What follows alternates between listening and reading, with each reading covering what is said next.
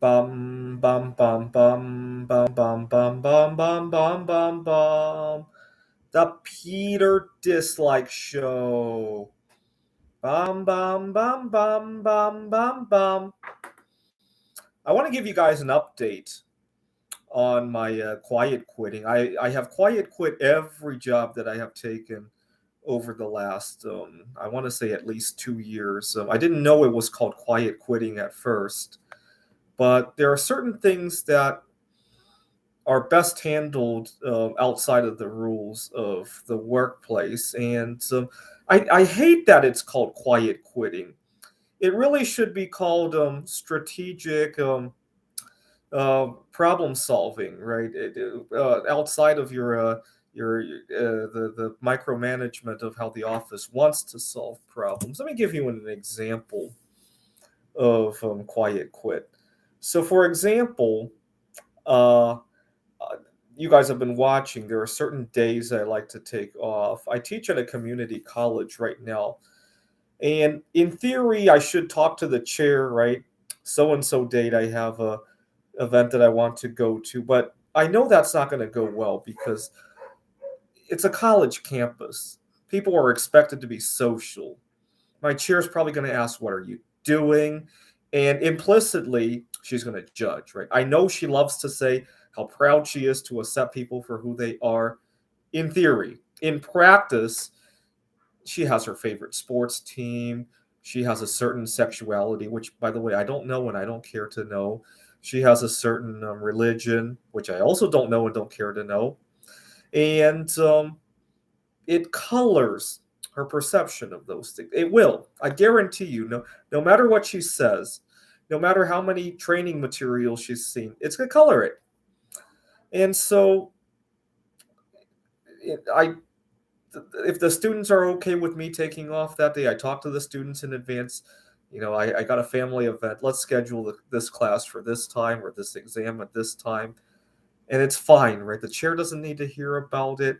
It might be breaking the company policy, but everybody's happy, right? Including the chair who gets these beautiful reviews at the end of the year without having to deal with all this drama, without having to see a sexuality she doesn't like, without having to see a religion she doesn't like, without having her see maybe she disagrees with. She's a flat earther, maybe. I'm not saying she is, but it could be she doesn't have to hear about a lunar eclipse, which in her mind is fantasy, right?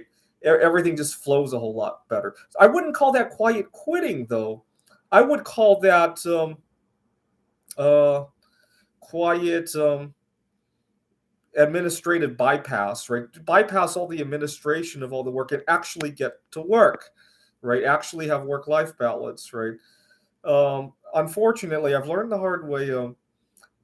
Younger people are much more accepting, right? So I had a lunar eclipse I wanted to see. I just say I have a family event. These people know not to ask, right? Older people are always asking, right? Everybody knows that family event could imply some sort of tragedy, some sort of thing you disagree with. Maybe you have a family member marrying somebody you don't approve of. Everybody, younger people know not to ask, right? So, for example, I recently had, uh, had a few friends of mine pass away. Nobody asked what they died of, right? It took days, weeks for it to leak out, right? Um, you get the idea. Older people might have a tendency to be a little bit more aggressive with asking that, right? We recently had to change. So I teach at a community college. There's a bunch of curriculum with questions and answers, and one of my colleagues and I went through them and made sure all the names were gender neutral. We didn't say he or she or whatever. Uh, right? Older people would let that slide, right? But I don't consider that to be a form of quiet quitting. I consider it more of taking charge of the leadership and bypassing all the red tape, right? Cutting the red tape is probably what I would describe that. Not quiet quitting, right? I really despise that term. Right now, there are some people who, in theory, want to already quit their job, but they're sitting in the office and squatting there and collecting a paycheck, right? That might be closer to quiet quitting. Maybe sitting in the office applying for their next job, right? That's the only time I would use the word quiet quitting, right? If you're strategically trying to get around red tape, right? So, for example, at the last job that I worked at as a tutoring center, my boss got very upset that I talked to the students about scheduling. So, for example, he scheduled me.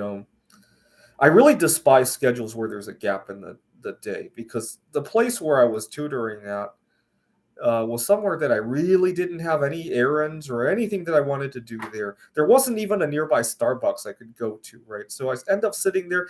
And then when I sit there, my boss will tell me to do all these little chores around the office, even though I'm not even getting paid, right? In theory, that should be illegal. But of course, good luck. If you want to keep your job, good luck trying to do anything about that, right?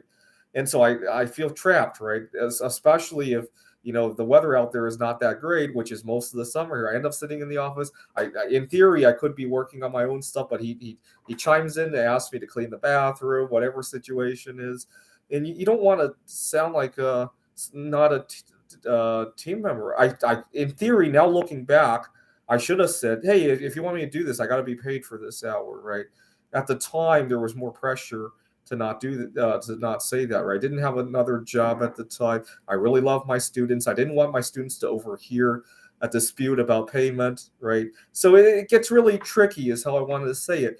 And so I didn't want this one student who was an isolated hour, and I wanted to talk to him to see if there were any possibility of rescheduling. I knew the student very personally, and I knew he would be very accepting of me of changing the hour because weeks before the schedule change matter, he had broken up with his girlfriend. And I encouraged him. He was going to go see a movie that Friday, but he broke up the week before. I encouraged him to go see the movie without the girl, and he liked it so much.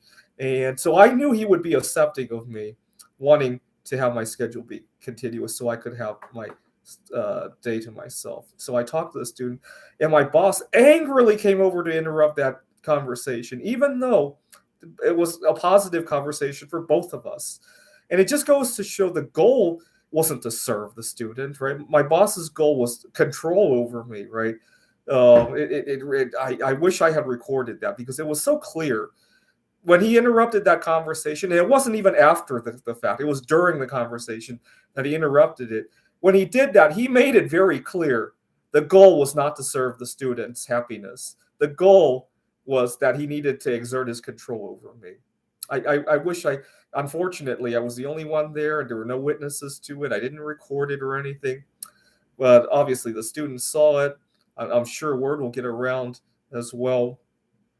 But I don't know if the student digested the implicit message that my boss was trying to give, right? I ended the conversation right there and I apologized to my boss. In theory, I really should have spoken up. See, this is why I wish I made a fortune on Bismuth. If I had $1 billion worth of Bismuth sitting at home waiting for me, burning a hole in my apartment, then I would tell my boss, "Hey, what are you doing? I'm both of us are happy having this conversation. Would you please get out of our face? And is this about serving the student, or are you trying to exert control over it? Is this slavery?"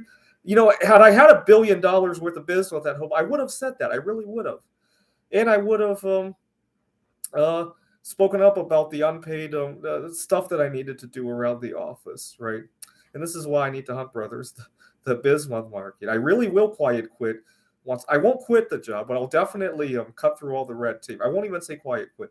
I'll definitely cut through a lot of red tape at work. Just plow right through it once I have $1 billion worth, not even a billion, $10 million worth of Bismuth. I'll plow right through all the red tape that I have at work today. Anyway, happy cutting through the red tape. I wouldn't even call it quiet quitting anymore. Do what it takes to please your customers, right? And even if it goes against the company policy. This is the Peter Dislike Show. Bum bum bum bum bum bum bum bum bum bum bum bum. The Peter Dislike Show. Bum bum bum bum bum bum bum. Bum bum bum bum bum bum bum bum bum bum bum bum. The Peter Dislike Show. Bum bum bum bum bum bum bum. Bum bum bum bum bum bum bum bum bum bum bum bum. The Peter Dislike Show. Bum bum bum bum bum bum bum.